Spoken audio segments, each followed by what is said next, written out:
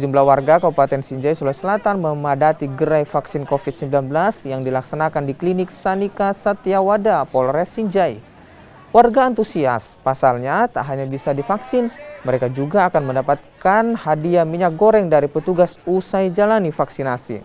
Program vaksinasi kali ini menyasar warga yang belum divaksin atau mereka yang ingin mendapatkan vaksin dosis kedua. Ada sekitar 2.000 dosis vaksin disiapkan untuk menyasar warga yang ingin mendapatkan vaksinasi COVID-19. Pada hari ini adalah kegiatan vaksinasi yang dilaksanakan oleh Dirintel Polda Sulawesi Selatan bekerjasama dengan Kepolisian Resort Sinjai dan Pemda Kabupaten Sinjai. Mana target vaksinasi hari ini adalah 2.000 vaksin dan 2.000 liter minyak goreng.